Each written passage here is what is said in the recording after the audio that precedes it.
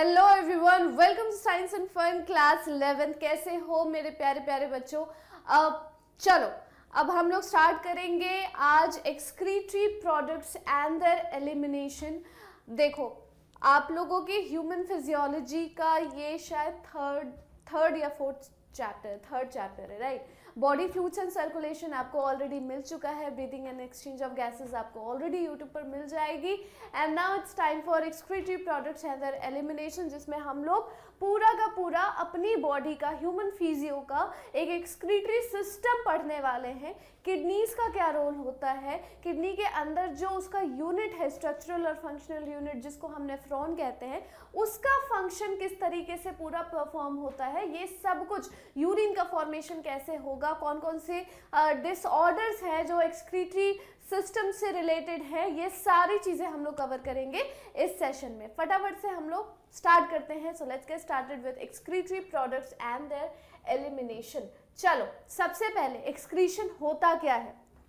बिना एक्सक्रीशन के बारे में जाने, बिना एक्सक्रीशन के प्रोसेस के बारे में जाने, अगर आप पूरा ह्यूमन फिजियो का एक्सक्रीटरी सिस्टम पढ़ोगे तो it will be a waste, total waste. ठीक है।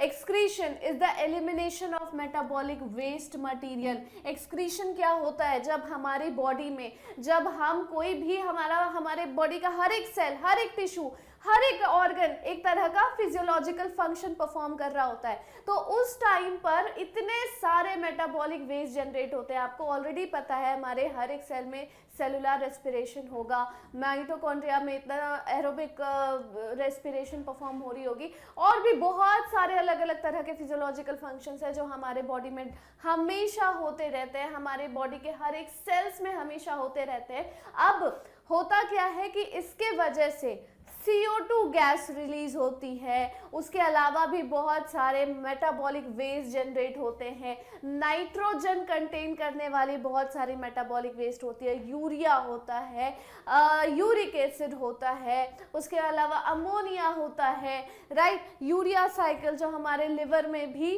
पूरा परफॉर्म होता है। तो ये सारी चीज़ें जब हो रही होती है ना, तो मेटाबॉलिक वेस्ट जनरेट होता है बच्चों।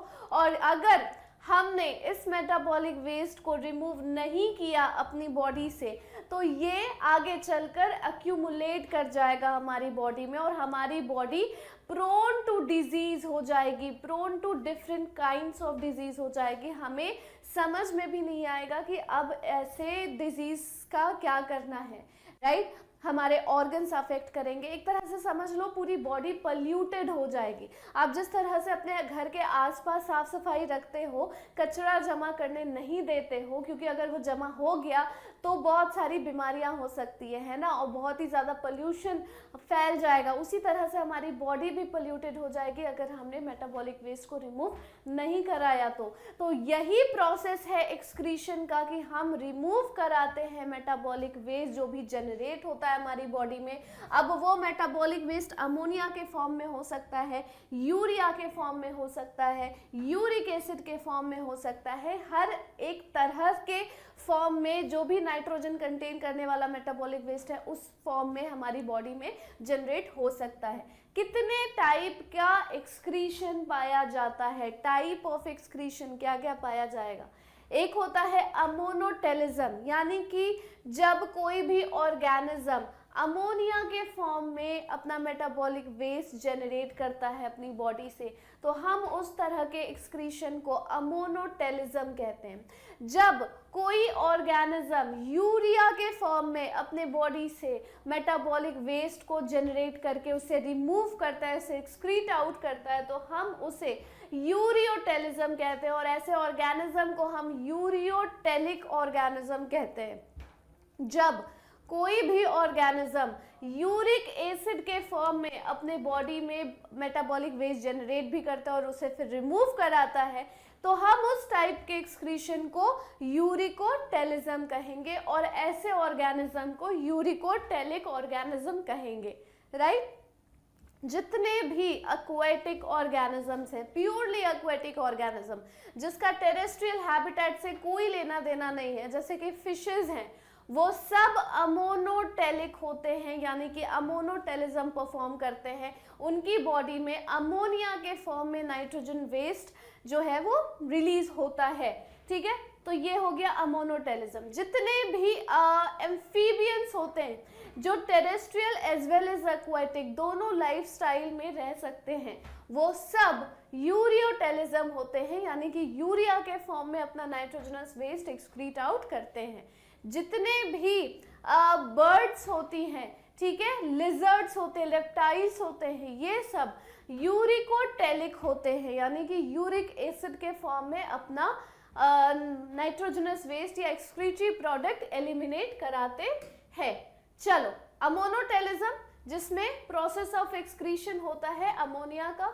अमोनोटेलिक ऑर्गेनिज्म या एनिमल्स क्या होंगे? एक्वाटिक होंगे, aquatic invertebrates, aquatic insects, bony fishes, aquatic amphibians etcetera. जितने भी एक्वाटिक ऑर्गेनिजम्स आ रहे हैं वो सारे के सारे अमोनोटेलिक होंगे, वो सारे के सारे अमोनोटेलिज्म परफॉर्म करेंगे। और ऐसा क्यों करते हैं? वो सिर्फ पानी में रहने वाले ही अमोनोटेलिक क्यों होते हैं? इसका भी रीजन यहाँ पर दिया हुआ है। अमोनिया एक तो हाईली टॉक्सिक होता है, तो इसके एक्सक्रीशन के लिए बहुत सारा वाटर रिक्वायर्ड होता है बच्चों। अगर अच्छा खासा अमाउंट वाटर का नहीं होगा तो अमोनिया डिसॉल्व नहीं हो पाएगी, अमोनिया सही तरीके से एक्सक्रीट आउट नहीं कर पाएगी। अमोनिया रेडिली सॉल्युबल होता है वाटर में और इसीलिए वो डिफ्यूजन के थ्रू हम बॉडी सरफेस से बाहर निकल पाता है या फिर गिल के सरफेस से बाहर एक्सक्रीट आउट हो पाता है एज अमोनियम आयंस। किसके फॉर्म में? अमोनियम आयंस के फॉर्म में। Kidneys do not play any significant role in its removal. यहाँ पर एक्वेटिक ऑर्गेनिज्म के बॉडी में सिर्फ और सिर्फ गिल का फंक्शन होता है, बॉडी सरफेस का फंक्शन होता है, किडनी का कोई फंक्शन ऐसा सच नहीं होता। आगे चलो, यूरियोटेलिज्म यानी कि प्रोसेस ऑफ एक्सक्रीशन जिसमें यूरिया का हो उसे हम यूरियोटेलिज्म कहेंगे। यूरियोटेलिक एनिमल्स वो एनिमल्स होते हैं जैसे कि कार्टिलेजिनस फिश है, टेरेस्ट्रियल और सेमी एक्वेटिक एम्फीबियंस है, एक्वेटिक और सेमी एक्वेटिक रेप्टाइल्स हैं, मैमल्स हैं, ये सारे यूरियोटेलिक होंगे, यूरिया एक्सक्रीट करेंगे। लिवर में अमोनिया कन्वर्ट हो जाता है एक लेस टॉक्सिक फॉर्म में जिसको हम यूरिया कहते हैं। तो it needs only moderate quantity of water for excretion. अब आपको पता होगा कि हम जो इंसान हैं हम पानी में नहीं पाए जाते, हम लैंड में पाए जाते हैं, हम टेरेस्ट्रियल ऑर्गेनिज्म है, राइट। सो हम बहुत ज़्यादा पानी की रिक्वायरमेंट हमें नहीं होती, एक मॉडरेट क्वांटिटी में ही हम पानी पी सकते हैं, है ना। अब जो रेप्टाइल्स हैं जैसे छिपकली को आपने कभी पानी पीता हुआ देखा है? नहीं, उनको ज़रूरत ही नहीं पड़ती क्योंकि वो यूरिक एसिड के फॉर्म में अपना नाइट्रोजनस वेस्ट एक्सक्रीट करते हैं, तो उसको ज़्यादा वाटर की रिक्वायरमेंट ही नहीं है, ठीक है। तो some amount of urea may be retained in the kidney matrix of some animals to maintain a desired osmolarity, ठीक है। ऑस्मोलैरिटी मेंटेन करने के लिए भी यूरिया की ज़रूरत पड़ती है, इसीलिए किसी किसी ऑर्गेनिज्म में किडनी में वो थोड़ा सा अमाउंट में रिटेन कर जाता है, और कोई बात नहीं है, मतलब बहुत ही सिंपल सी चीज़ है ये। यूरिकोटेलिज्म जिस ऑर्गेनिज्म में process of excretion uric acid होता है उसे हम यूरिकोटेलिज्म कहते हैं। अब यूरिया जो है वो यूरिक एसिड जो है वो इनसॉल्युबल है वाटर में, so water is not required for excretion. तो जितने भी ऑर्गेनिज्म को आप देखोगे कि इनको पानी की उतनी खास जरूरत है नहीं, वो सारे यूरिक एसिड सिक्रीट करते हैं, मतलब एक्सक्रीट करते हैं। यूरिकोटेलिक एनिमल्स कौन कौन से होंगे? इंसेक्ट होंगे, सम लैंड क्रस्टेशियंस होंगे, लैंड स्नेल्स होंगे, टेरेस्ट्रियल रेप्टाइल्स होंगे और कुछ बर्ड्स होंगी। तो ये सब एक्सक्रीट आउट करती है, एलिमिनेट करती हैं यूरिक एसिड को। Ureotelism and uricotelism are needed for water conservation, ये यूज होता है वाटर कंजर्वेशन के लिए। अब हम लोग देख लो कुछ ऑर्गेनिजम्स और उनके एक्सक्रीटरी ऑर्गन के बारे में देख लेते हैं, क्योंकि इस तरह ये वाला जो चार्ट है ना, ये वाला जो स्लाइड है, ये आपके नीट के पॉइंट ऑफ व्यू से बहुत ज़्यादा इंपॉर्टेंट है। तो जितने भी बच्चे यहाँ पर ऐसे हैं जो नीट की भी प्रिपरेशन कर रहे हैं साथ साथ में, आप लोगों के लिए ये रामबाण स्लाइड है, क्योंकि हर साल कोई ना कोई एक ऑर्गेनिज्म का एक्सक्रीटरी ऑर्गन जरूर पूछा जाता है किसी भी फॉर्म में क्वेश्चन में। मैच द कॉलम में पूछ सकता है, सॉल्यूशन रीजनिंग में पूछ सकता है, नॉर्मल एमसीक्यू की तरह पूछ सकता है। ठीक है, चलो प्रोटोनेफ्रीडिया यानी कि फ्लेम सेल्स जो हैं प्लेटीहेल्मिन्थ्स में देखे जाते हैं, रोटिफर्स, एनालीज, सिफेलोकॉर्डेट्स में देखे जाते हैं। नेफ्रीडिया एनालीड्स में पाई जाती है, माल्फीजियन ट्यूब्यूल्स, ऑर्थ्रोपोडा में, इंसेक्ट्स में पाया जाता है। ठीक है, एंटेनल ग्लैंड्स जिसको ग्रीन ग्लैंड भी कहते हैं, वो क्रस्टेशियंस या फिर प्रॉन्स वगैरह में पाया जाता है, देखा जाता है। किडनीज जितने भी हायर एनिमल्स होंगे उनमें एक्सक्रीटरी ऑर्गन कौन सा होगा? किडनी होगी। ठीक है, चलो आगे चलो। अब हम फाइनली बात करेंगे ह्यूमन एक्सक्रीटरी सिस्टम के बारे में। ह्यूमन एक्सक्रीटरी सिस्टम बच्चों कंसिस्ट करता है a pair of kidneys, a pair of ureter, urinary bladder और यूरेथ्रा। किडनी, दो किडनी और दोनों किडनी से अटैच दो यूरेटर, और दोनों यूरेटर एक सिंगल पाउच से अटैच्ड होंगे जिसको हम यूरिनरी ब्लैडर कहते हैं, जो कि स्टोरेज होता है यूरिन का, और फिर यूरेथ्रा जहां से एक्सक्रीट आउट होती है नाइट्रोजनस वेस्ट। चलो सबसे पहले पेयर ऑफ किडनी, पूरा का पूरा एक्सक्रीटिव सिस्टम देख लो किस तरह से होगा। हमारा किडनी है एक पेयर में, उनसे अटैच है यूरेटर, ये है यूरिनरी ब्लैडर और ये है यूरेथ्रा। ठीक है, दिस इज द डोर्सल अओर्टा, और किडनी के अंदर देख लो आउटर कॉर्टेक्स रीजन है, इनर मेडुला रीजन है, फिर पेल्विस रीजन है, इंफीरियर वेना केवा है, एड्रिनल ग्लैंड है जो किडनी के ऊपर सिचुएटेड होती है ग्लैंड, रीनल आर्टरी है, रीनल वीन है, किडनी है, डोर्सल अओर्टा एंड एवरीथिंग। पूरा का पूरा एक्सक्रीटरी सिस्टम आप लोगों का यहाँ पर प्रेजेंट है। अब हम लोग देखेंगे कि किडनी का स्ट्रक्चर कैसा होता है। चलो, kidney is a reddish brown bean shaped structure, enclosed होती है एक टफ 3 लेयर की फाइब्रस कैप्सूल में। 3 लेयर की फाइब्रस कैप्सूल में ये एनक्लोज्ड होगी। सिचुएटेड होती है between the level of last thoracic और third lumbar vertebra. Last thoracic और थर्ड लंबर वर्टिब्रा के बीच में सिचुएटेड होगी। इसकी लेंथ होती है लगभग 10 से 12 सेंटीमीटर, यानी कि इतना लेंथ समझ लो। ठीक है, इतना लेंथ का होता है, और विड्थ इसकी 5 to 7 सेंटीमीटर होती है। Thickness only 2 to 3 centimetre, this much, only 2 to 3 centimetre, इतनी ही थिकनेस इसकी किडनी की होती है। एवरेज वेट होता है लगभग 150 ग्राम। ठीक है, 150 ग्राम का किडनी है, लेकिन इसके फंक्शंस कितने ज़्यादा इंपॉर्टेंट हैं और कितने ज़्यादा क्रूशियल है ये तो आपको पता ही है। चलो, now on the concave side of the kidney एक ओपनिंग पाई जाती है जिसको हम हाइलम या फिर हाइलस बोलते हैं, जिसके through blood vessels, nerves, lymphatic ducts और यूरेटर एंटर करता है किडनी में। ठीक है, so this is the portion जिसको हम हाइलम कहते हैं, जहां से एंट्री होती है किसकी? नर्व्स की, लिम्फेटिक डक्ट की और यूरेटर की, हमारे किडनी के अंदर एंटर करता है। चलो, फिर बच्चों हाइलम जो है वो आगे चलकर लीड करेगा एक फनल शेप कैविटी को, जिसे हम रीनल पेल्विस कहेंगे। एक फनल शेप की कैविटी जिसे हम रीनल पेल्विस कहेंगे, और उसके अलग अलग जगहों पर प्रोजेक्शंस पाए जाते हैं जिसको हम कैलिसिस कहते हैं। क्या कहते हैं? कैलिसिस। देखो, अगर इसको थोड़ा सा ट्रांसवर्सली कट कर दिया जाए, कट ओपन करके अगर आप देखो तो रीनल पेल्विस आपको दिखेगा, दिस पोर्शन। दूसरी कलर से दिखाती हूँ मैं, दिस पोर्शन। ठीक है, ये क्या है? रीनल पेल्विस है। मेजर कैलिसिस है, इसके प्रोजेक्शंस हैं, ये प्रोजेक्शन, ये प्रोजेक्शन, ये वाला प्रोजेक्शन। तो जो मेन प्रोजेक्शन है उसको मेजर कैलिसिस बोलते हैं, और उस प्रोजेक्शन का सब प्रोजेक्शन जो है उसको हम माइनर कैलिसिस बोलते हैं। ठीक है, कैलिसिस क्लियर हुआ। Now a kidney has outer cortex और इनर मेडुला रीजन। मैंने अभी आपको थोड़ी देर पहले बताया, आउटर कॉर्टेक्स रीजन और इनर मेडुला रीजन, दो बेसिक पार्ट्स में डिवाइड हो जाता है हमारा किडनी। ठीक है, चलो, दो मेजर पार्ट्स में डिवाइड हो गया, आउटर कॉर्टेक्स में और इनर मेडुला में। मेडुला के पास फ्यू कोनिकल प्रोजेक्शंस होती हैं जिसको रीनल पिरामिड बोला जाता है, या फिर हम उसे मेडुलरी पिरामिड भी बोल सकते हैं।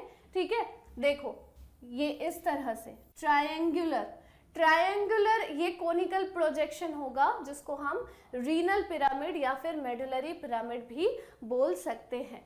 वो प्रोजेक्ट करता है कैलिसस के अंदर। ठीक है, कॉर्टेक्स एक्सटेंड करेगा in between medullary pyramid, cortex extend करेगा इन बिटवीन मेडुलरी पिरामिड, और हम उसे कहेंगे कॉलम ऑफ बर्टीनी। क्या बोलेंगे हम इसे? कॉलम ऑफ बर्टीनी कहेंगे। ठीक है, चलो आगे देखो। नाउ पूरा का पूरा structure of kidney at a glance, entry कहाँ से हो रही है? हाइलम या हाइलस से। ठीक है, आगे चलकर हमें क्या देखने को मिल रहा है? मेजर कैलिसस, माइनर कैलिसस देखने को मिल रहा है। आउटर कॉर्टेक्स और इनर मेडुला रीजन में दो अलग अलग रीजन्स में हमारा किडनी डिवाइडेड है। मेडुलरी रीजन में कोनिकल प्रोजेक्शंस होती हैं जो कैलिसस में एंटर करती हैं और उसे हम रीनल पिरामिड बोलते हैं। ठीक है, कॉलम ऑफ बर्टीनी, जो बीच बीच का जो स्पेस आ जाता है उसको हम कॉलम ऑफ बर्टीनी कहेंगे। पूरा का पूरा किडनी का स्ट्रक्चर एट अ ग्लांस यहाँ पर आपके सामने है।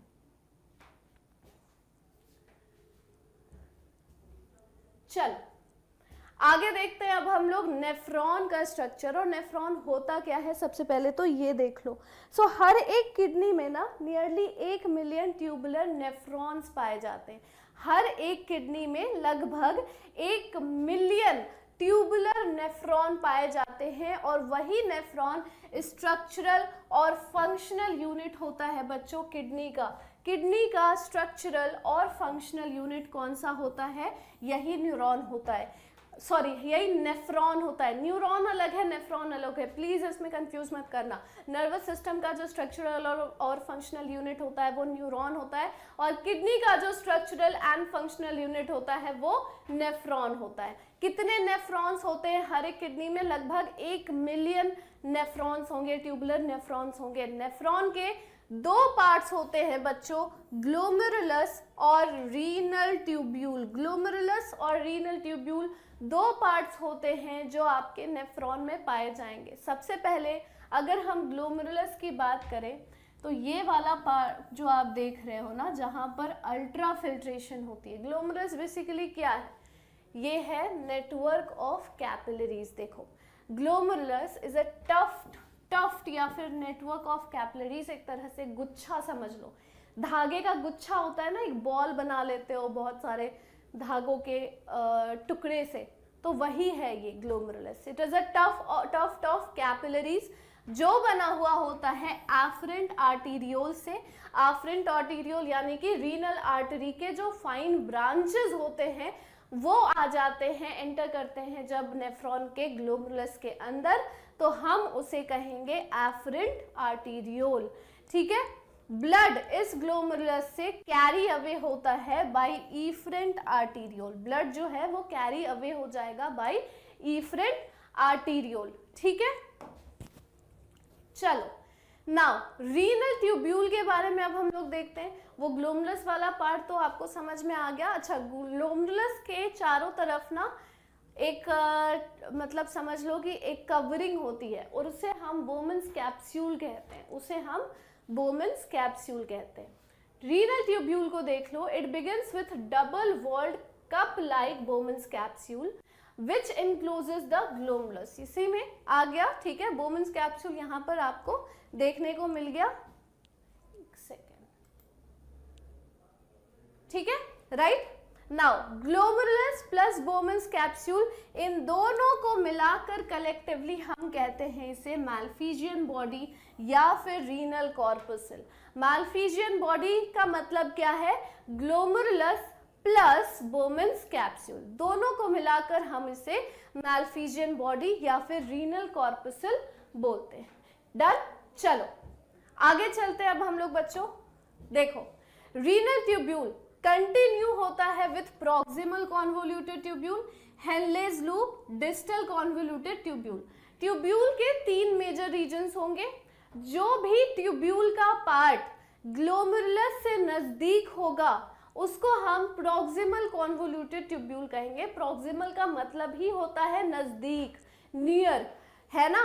तो जो ग्लोमेरुलस या फिर मालफिजियन बॉडी से नजदीक वाला ट्यूब्यूल का रीजन होगा, ट्यूब्यूल का पार्ट होगा, हम उसे प्रॉक्सिमल कॉन्वोल्यूटेड ट्यूब्यूल कहेंगे। जैसे ही इस ट्यूब्यूल में बिल्कुल ही शार्प यू टर्न आ जाती है, तो इस यू शेप के ट्यूबुलर रीजन को, यू शेप के ट्यूबुलर पार्ट को हम लूप ऑफ हेनले बोलते हैं बच्चों। लूप ऑफ हेनले जैसे ही खत्म हो जाता है ये वाला रीजन, वैसे वापस से ट्यूबुलर रीजन स्टार्ट हो जाता है, फिर हम इसको कहेंगे डिस्टल कॉन्वोल्यूटेड ट्यूब्यूल। और इसे हम डिस्टल कॉन्वोल्यूटेड ट्यूब्यूल इसलिए भी कहते हैं क्योंकि ये ट्यूबुलर रीजन ग्लोमेरुलस से दूर है, डिस्टेंस पे है, ठीक है। तो ये दूर होने के वजह से हम इसको कहेंगे distal convoluted tubule. 3 major regions में ट्यूबुलर पार्ट जो है वो खत्म हो जाता है। अब हम बात करेंगे हेनलेज लूप के बारे में थोड़ा और। हेनलेज लूप हेयर पिन जैसा शेप का होता है, यू शेप का होता है, यू पिन की तरह होता है, ठीक है। So it has descending and ascending limbs. Henle's loop जब स्टार्ट हुआ, हेनलेज लूप कैसा है, यू पिन की तरह है। तो जब हेनलेज लूप स्टार्ट हुआ तो ऐसे स्टार्ट हुआ, अब वो ऊपर से नीचे आ रहा है तो हम उसे कहेंगे डिसेंडिंग लिम्ब। और जब यू टर्न लेने के बाद ये नीचे से ऊपर की तरफ जा रहा है तो हम उसे कहेंगे असेंडिंग लिम्ब। तो DCTs of many nephrons open into the collecting duct. तो जितने भी टोटल नेफ्रॉन्स में, अब 1 मिलियन नेफ्रॉन्स है टोटल किडनी के अंदर, तो सारे नेफ्रॉन के जो DCTs है, जितने भी डिस्टल कॉन्वोल्यूटेड ट्यूब्यूल्स हैं, वो सब इमर्ज होकर कलेक्टिवली एक जगह पर जाकर यूनाइट कर जाते हैं और वहां पर जाकर कलेक्ट करते हैं। उसी को कलेक्टिंग डक्ट बोला जाता है। उसी कलेक्टिंग डक्ट से यूरेटर अटैच्ड होता है जहां से यूरिन का पास आउट होता है, यानी कि यूरिन का ट्रांसपोर्टेशन हो जाता है। चलो, कलेक्टिंग डक्ट एक्सटेंड करेगा from cortex to inner part of the medulla, फिर वो जाके आगे चलकर कन्वर्ज करेगा रीनल पेल्विस में, जहां से मेडुलरी पिरामिड होते हुए वो कैलिसिस से बाहर आ जाता है। मालफिजियन बॉडी, PCT, DCT ये सब सिचुएटेड होते हैं रीनल कॉर्टेक्स में। सिर्फ और सिर्फ लूप ऑफ हेनले डिप्ट होता है इन द मेडुलरी रीजन। मैंने अभी आपको बताया ना कि आउटर कॉर्टेक्स और इनर मेडुला का रीजन है, 2 रीजन है। तो जो भी कॉर्टेक्स वाला रीजन है ना, उस कॉर्टेक्स में किडनी के जितने भी नेफ्रॉन्स हैं, उसका मालफिजियन बॉडी, उसका PCT, उसका DCT, ये सब कॉर्टेक्स रीजन में सिचुएटेड होगा। सिर्फ और सिर्फ लूप ऑफ हेनले जितने हैं वो सारे मेडुलरी पोर्शन में डिप्ट होंगे, वो सिर्फ और सिर्फ मेडुलरी रीजन में पाए जाएंगे। बाकी जितना भी पोर्शन है नेफ्रॉन का वो सब कहां पर सिचुएटेड होगा, कॉर्टेक्स रीजन में सिचुएटेड होगा। चलो आगे देखो। Now the efferent arteriole emerging from glomerulus, वो फॉर्म करता है फाइन कैपिलरी नेटवर्क, जिसको हम पेरीट्यूबुलर कैपिलरीज भी बोलते हैं। जो इफरेंट आर्टीरियोल है, जहां से ग्लोमेरुलस से एंटर करने वाला जो आर्टीरियोल है वो है एफरेंट आर्टीरियोल, वहां से एग्जिट करने वाला जो आर्टीरियोल है वो है इफरेंट आर्टीरियोल। वो इमर्ज करेगा ग्लोमेरुलस से और फाइन कैपिलरी का नेटवर्क बना लेगा, जिसको हम पेरीट्यूबुलर कैपिलरीज बोलते हैं। क्या बोलते हैं? Peritubular capillaries. Now a minute vessel of this network runs parallel to the Henle's loop forming a U shaped vasa recta. अब यही जो पेरीट्यूबुलर कैपिलरीज है ना, ये ट्यूब्यूल्स के अराउंड बिल्कुल ही ऐसा नेटवर्क जैसा बना लेते हैं। ये वाला जो पोर्शन आप पूरा देख रहे हो, और इसी को बच्चों वासा रेक्टा बोला जाता है। इसी को क्या बोला जाता है? वासा रेक्टा। सारे के सारे टर्मिनोलॉजीज आप लोगों के लिए बहुत ज़्यादा इंपॉर्टेंट है और बहुत ही ज़्यादा अच्छे तरीके से आप लोगों को इसे समझना पड़ेगा। नाउ टाइप्स कितने होते हैं नेफ्रॉन के, ये भी देख लेते हैं फटाफट से। कॉर्टिकल नेफ्रॉन जो कॉन्स्टिट्यूट करता है 85%, इसमें हेनलेज लूप शॉर्ट होती है और वो एक्सटेंड करता है बहुत ही लिटिल टू द मेडुला में, ठीक है, बहुत ही छोटा सा पोर्शन मेडुला में कंस्टिट्यूट करेगा, बाकी ज्यादातर पोर्शन कॉर्टेक्स रीजन में ही प्रेजेंट होता है। वासा रेक्टा एब्सेंट होती है या फिर हाईली रिड्यूस्ड होती है, मतलब बिल्कुल ही नहीं होगी, ना के बराबर होगी, ऑलमोस्ट नेग्लिजिबल अमाउंट में पाई जाएगी। जक्स्टा मेडुलरी नेफ्रॉन्स जो सिर्फ और सिर्फ 15% पाए जाते हैं हमारी बॉडी में, इसमें क्या होता है, जो हेलेज लूप है वो लॉन्ग होगा और डीप वो प्रेजेंट होगा मेडुलरी रीजन में, बहुत ही डीप मेडुला में प्रेजेंट होगा। वासा रेक्टा इसमें प्रेजेंट होती है। तो जितने भी जक्स्टा ग्लोमुलस जक्स्टा मेडुलरी नेफ्रॉन्स होंगे ना, समझ जाना उसमें वासा रेक्टा होगी और बहुत अच्छे तरीके से प्रेजेंट होगी, जैसा उसका नेटवर्क होता है सारे कैपिलरीज का। लेकिन जितने भी कॉर्टिकल नेफ्रॉन्स हैं उसमें या तो वो नहीं होगा वासा रेक्टा या फिर वो हाईली रिड्यूस्ड फॉर्म में होगा।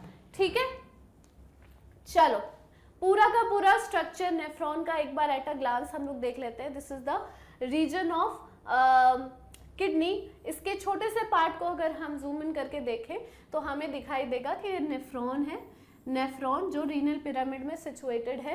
कॉर्टेक्स रीजन और मेडुला रीजन, दो रीजन्स प्रेजेंट होते हैं। कॉर्टेक्स रीजन में पीसीटी, डीसीटी और माल्फिजन बॉडी आ जाता है और मेडुलरी रीजन में आपका लूप ऑफ हेनले आ जाता है। ये पूरा का पूरा ये नेफ्रॉन का स्ट्रक्चर हो गया। ग्लोमुलस चारों तरफ से कवर करने वाला बोमेन्स कैप्सूल, आफरेंट आर्टीरियोल जो एंटर कर रहा है ग्लोमुलस में, इफरेंट आर्टीरियोल जो एग्जिट कर रहा है ग्लोमुलस से, पेरीट्यूबुलर कैपिलरीज जो इसको इमर्ज करके पूरा एक नेटवर्क बना रहा है जिसको हम वासा रेक्टा कहते हैं। This is the PCT part जो ग्लोमुलस से क्लोजली एसोसिएटेड होता है।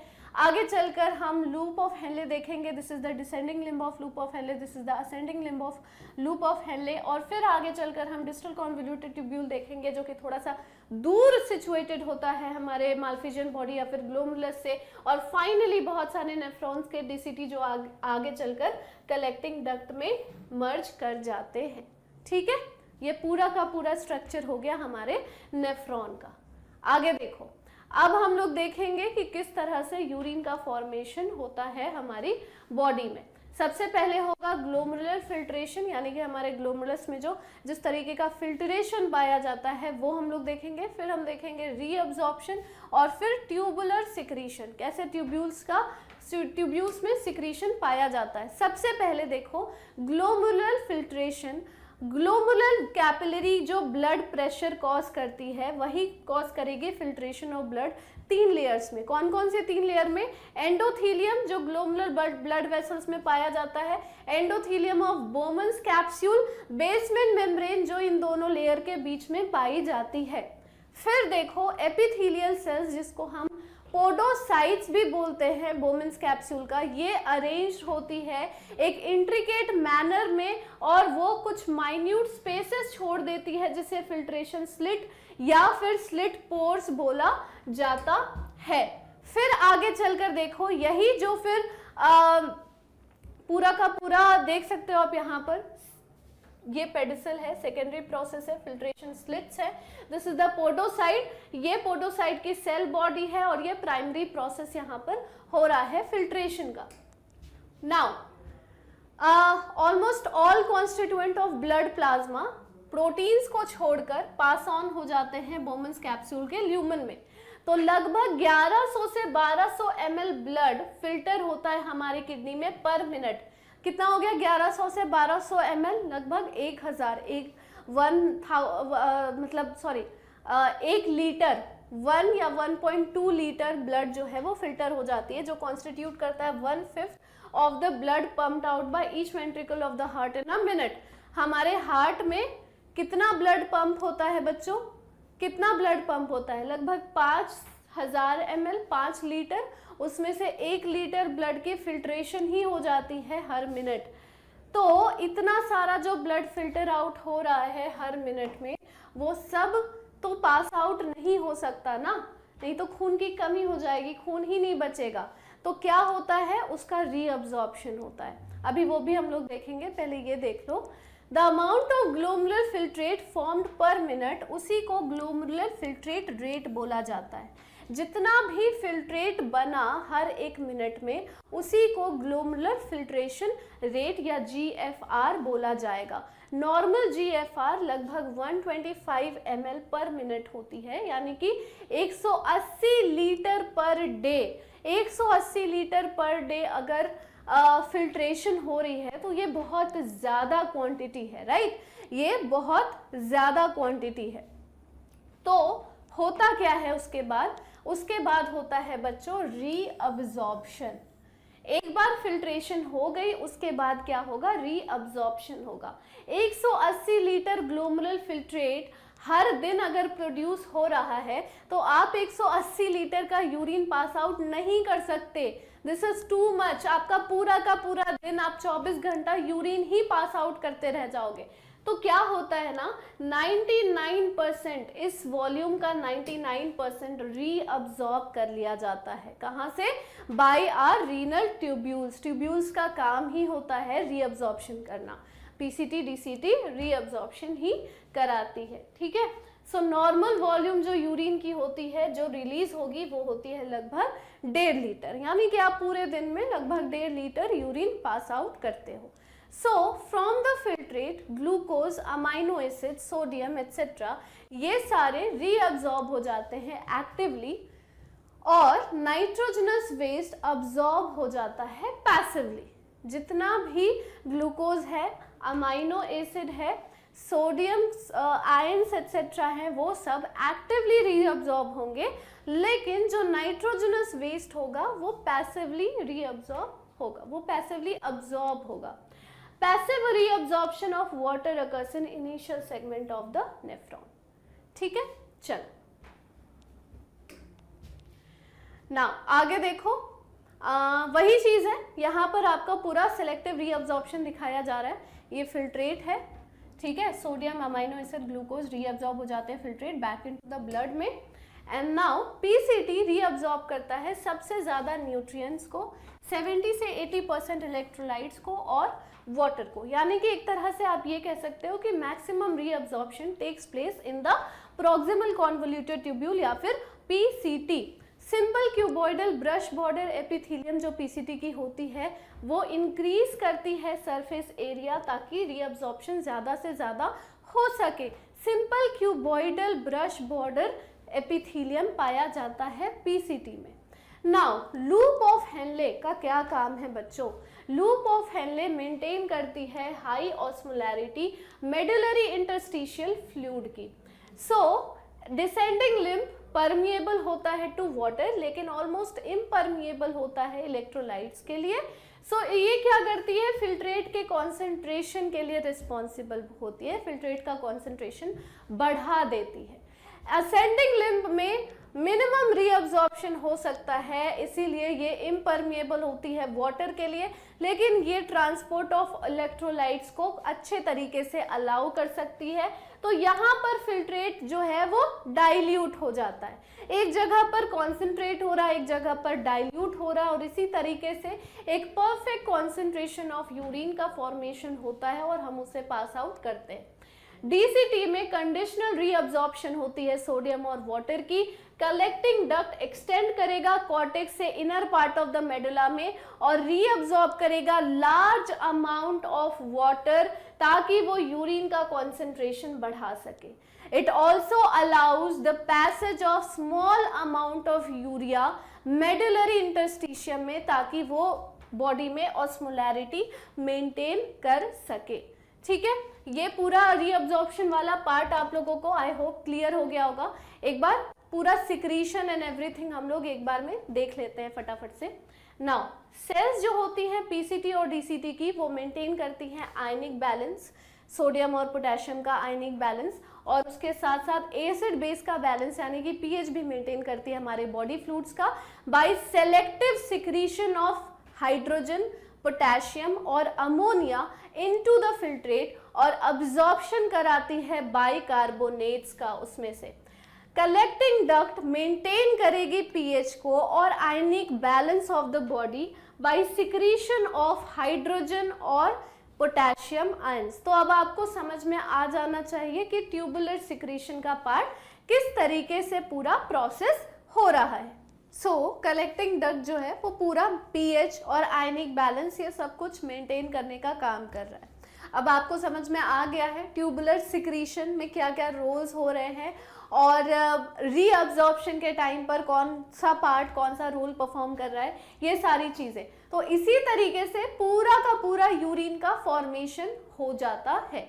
सबसे पहले आफ्रेंट आर्टेरियोल से ब्लड आ रही होती है, ग्लोमेरुलस में फिल्ट्रेशन होता है, ग्लोमेरुलर फिल्ट्रेट रेट बहुत ज़्यादा होती है, लगभग 180 लीटर होती है पर डे के हिसाब से, जिसका 99% अब्जॉर्प्शन ट्यूब्यूल्स में होता है, पीसीटी और डीसीटी में। उसके अलावा लूप ऑफ हेनले भी काम करता है आयनिक बैलेंस मेंटेन करने का, कंसंट्रेशन बनाने का यूरिन का, एंड फाइनली कलेक्टिंग डक्ट में सिक्रीशंस होते हैं, अब्जॉर्प्शंस होते हैं और यूरिन का फॉर्मेशन हो जाता है। नाउ कॉन्सेंट्रेशन जो है फिल्ट्रेट का, उसके बारे में सारी चीजें अब हम लोग एक बार देख लेते हैं, डिस्कस कर लेते हैं। So the flow of filtrate in the two limbs of Henle's loop और flow of blood through the two limbs of vasa recta are in opposite direction.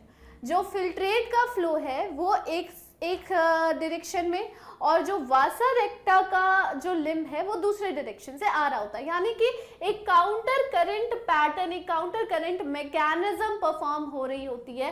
इसी को बच्चों हम काउंटर करंट मैकेनिज्म बोलते हैं। फिल्ट्रेट का फ्लो दोनों limbs में अलग डायरेक्शन में आ रहा है और ब्लड का flow through the limbs, through the to limbs of vasa रेक्टा, वो दोनों ही ऑपोजिट डायरेक्शन में आ रहे हैं, दोनों ऑपोजिट डायरेक्शन में आ रहे हैं और दोनों एक बहुत ही क्लोज कांटेक्ट में है, जिसके वजह से काउंटर करंट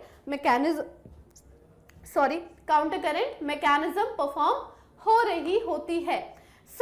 इस काउंटर करंट के वजह से और प्रॉक्सिमिटी बिटवीन हेनलेज लूप और वासा रेक्टा के वजह से ऑस्मोलैरिटी इंक्रीज होती है हमारे कॉर्टेक्स में 300 से इनर मेडुला में 1200 तक भी बढ़ जाता है। ठीक है, so this gradient is caused by NaCl, एक सॉल्ट और यूरिया के वजह से ये ग्रेडियंट कॉज किया जाता है, ये ग्रेडियंट होता है, अकर होता है। ग्रेडियंट यानी कि difference in concentration and osmolarity. ठीक है, NaCl ट्रांसपोर्ट होती है by ascending limb of Henle's loop और फिर वो एक्सचेंज हो जाती है with descending limb of vasa recta. NaCl फिर से वापस से रिटर्न हो जाएगी इंटरस्टिशियम में by ascending limb of vasa recta. तो इस तरह से काउंटर करंट मैकेनिज्म परफॉर्म होता है। सिमिलरली थोड़ा सा यूरिया का अमाउंट भी एंटर करेगा thin segment of ascending limb of loop of Henle में, which is transported back to the interstitium. फिर से वो इंटरस्टिशियम में वापस से ट्रांसपोर्ट हो जाएगा कलेक्टिंग ट्यूब्यूल के थ्रू और इसी तरह से इलेक्ट्रोलाइट और यूरिया रिटेन हो जाती है इंटरस्टिशियम के अंदर, जो कि कॉन्सेंट्रेशन ग्रेडियंट को मेंटेन करता है, ऑस्मोलैरिटी को मेंटेन करता है मेडुलरी इंटरस्टिशियम में और इसके वजह से easy passage of water enable हो जाती है कलेक्टिंग ट्यूब्यूल में, ताकि फिल्ट्रेट का कॉन्सेंट्रेशन बना रहे। इसी वजह से फिल्ट्रेट का कॉन्सेंट्रेशन बनाए रहने के लिए वो कलेक्टिंग ट्यूब्यूल में वाटर इजीली पास आउट हो जाता है। चलो, दस डीसीटी और कलेक्टिंग डक्ट प्रोड्यूस करती है यूरिन को 4 times concentrated than the initial filtrate form, यानी कि पहले 300 हुआ करता था, उससे सीधा बढ़कर 1200 मिली ऑस्मोलैरिटी पर लीटर हो जाता है कॉन्सेंट्रेशन। चलो भैया आगे चलते हैं। अब फटाफट से मिक्सचुरेशन का स्टेप देख लो। मिक्सचुरेशन कुछ नहीं, यूरिन के रिलीज को मिक्सचुरेशन कहते हैं, लेकिन उसके लिए भी हमारा जो नर्वस सिस्टम है, नर्वस कंट्रोल है, वो भी इन्वॉल्व होता है। तो सबसे पहले तो यूरिनरी ब्लैडर में यूरिन ग्रेजुअल फिल करेगा, ठीक है, ग्रेजुअली फिल करेगा यूरिन यूरिनरी ब्लैडर के अंदर, फिर होगी यूरिनरी ब्लैडर में स्ट्रेचिंग। अब उस स्ट्रेच होने के वजह से जो स्ट्रेच रिसेप्टर्स प्रेजेंट होते हैं यूरिनरी ब्लैडर के वॉल में, वो इम्पल्स भेजते हैं CNS के पास, तो हमें फील होता है कि हमारा ब्लैडर फुल हो रहा है और फिर वो अर्ज होती है पी करने की।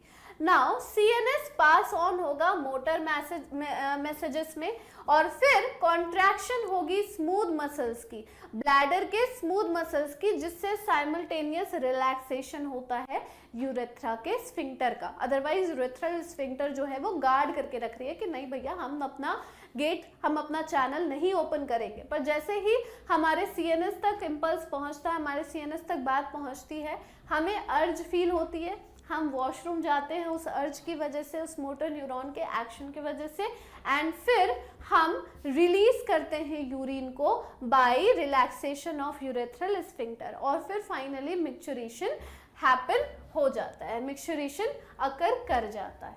ठीक है, सो द न्यूरल मैकेनिज्म जो कॉज करता है मिक्चुरेशन, उसे मिक्चुरेशन रिफ्लेक्स बोला जाता है, मिक्चुरेशन रिफ्लेक्स बोला जाएगा। ठीक है, सो एन अडल्ट ह्यूमन एक्सक्रीट करते हैं 1 से 1.5 लीटर यूरिन को, यानी कि लगभग 25 से 30 ग्राम यूरिया पर डे हम लोग एक्सक्रीट आउट करते हैं।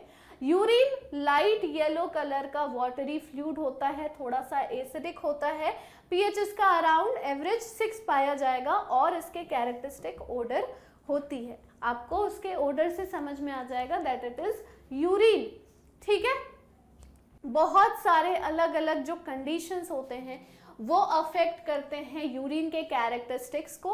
यूरिन की जब एनालिसिस होती है तो इससे हम क्लिनिकल डायग्नोसिस कर पाते हैं कि कहीं हमारे बॉडी में किसी भी तरह का प्रॉब्लम तो नहीं है, या फिर कोई मैल फंक्शन तो नहीं है, या फिर कोई डिसऑर्डर तो नहीं है। ठीक है, यानी कि एग्जाम्पल देख लो, ग्लाइकोस्यूरिया, अगर हमारे यूरिन में ग्लूकोज प्रेजेंट होने लग जाएगा, या फिर कीटोन्यूरिया हो जाएगी, कीटोन बॉडीज प्रेजेंट होने लग जाएगी, तो ये इंडिकेट करता है डायबिटीज मेलाइटिस को, और ये हमें पता चल जाएगा यूरिन का सैंपल क्लिनिक में, मतलब यूरिन के सैंपल का क्लिनिकल डायग्नोसिस करवाकर। नाउ रोल क्या है लंग्स का, लिवर का और स्किन का भी एक्सक्रीशन में, ये भी देख लेते हैं। जब हम लोग एक्सक्रीटरी प्रोडक्ट ही पढ़ रहे हैं और उसके एलिमिनेशन ही पढ़ रहे हैं, तो हमें सारे के सारे एक्सक्रीशन के मेथड्स देखने पड़ेंगे हमारे बॉडी में।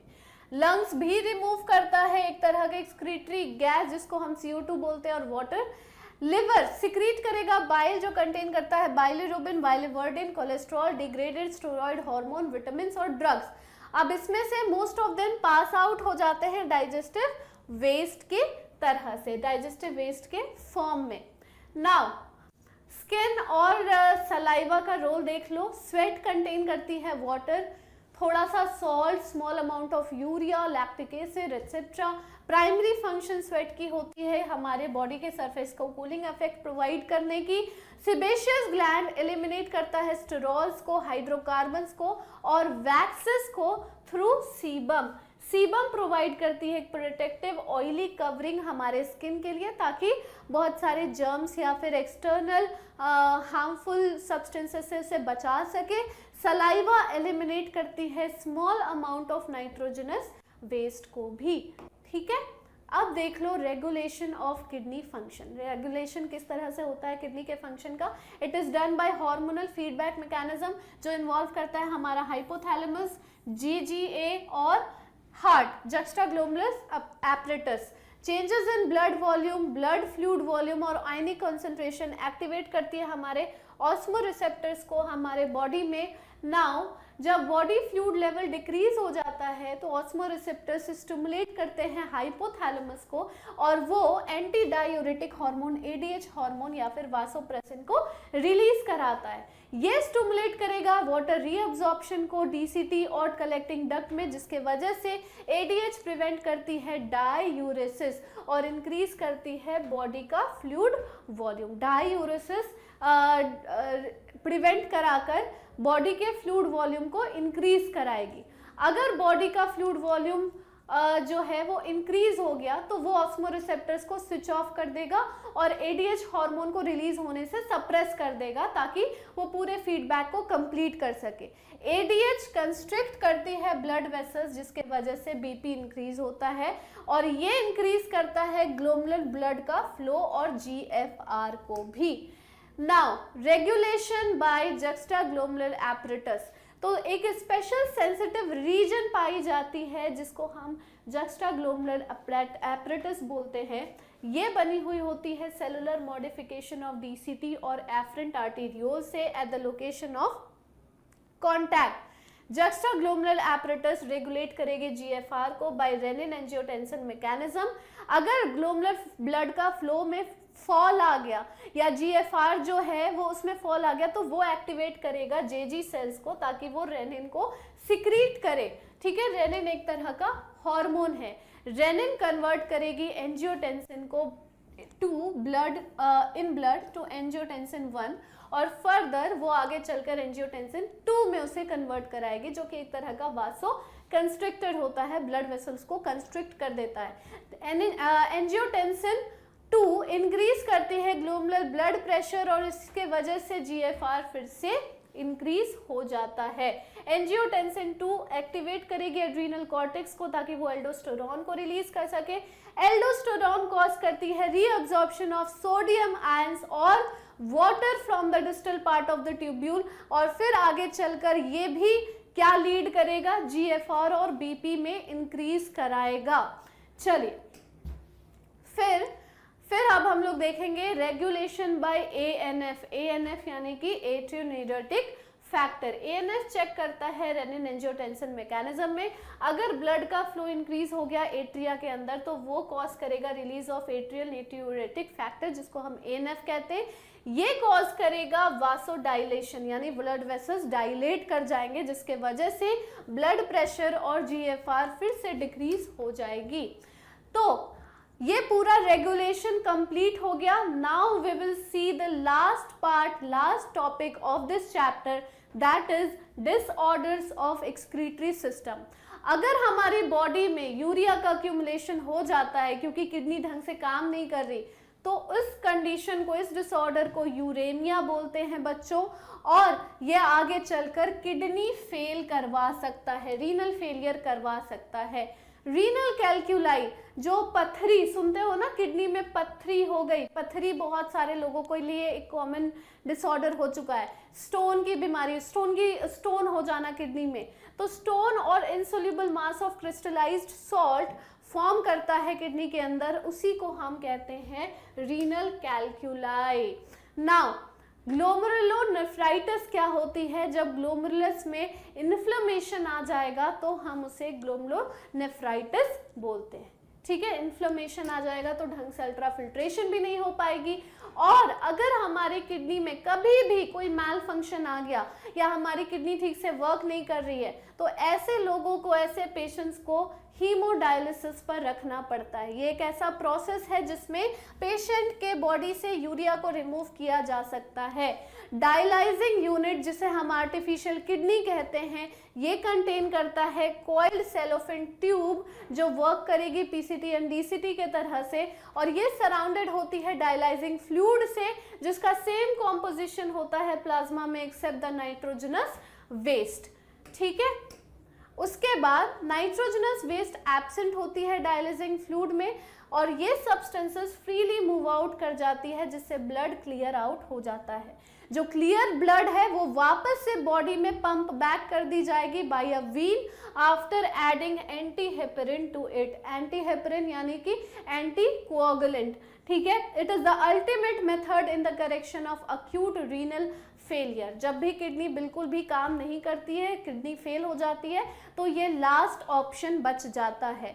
एक फंक्शनिंग किडनी डोनर से लेना पड़ेगा और फिर उसे ट्रांसप्लांट कराना पड़ेगा क्योंकि हीमोडायलिसिस के बाद और इस दूसरा कोई ऑप्शन नहीं है। So it is better to receive kidney from a close relative ताकि ज्यादा से ज्यादा चांसेस हो कि वो ग्राफ्ट रिजेक्ट ना हो पाए immune system of the host के द्वारा। ठीक है, तो this was all about this chapter बच्चों। आई होप आपका पूरा का पूरा चैप्टर अच्छे से रिवाइज हो गया होगा। अगर सेशन अच्छा लगा then please give a like, comment कर देना कहीं पर भी अगर कोई प्रॉब्लम होगी तो, और शेयर करो अपने दोस्तों के साथ। अच्छे तरीके से प्रिपेयर करो अपने एग्जाम्स के लिए। मिलते हैं अब हम लोग अगले सेशन में। Take care and bye bye.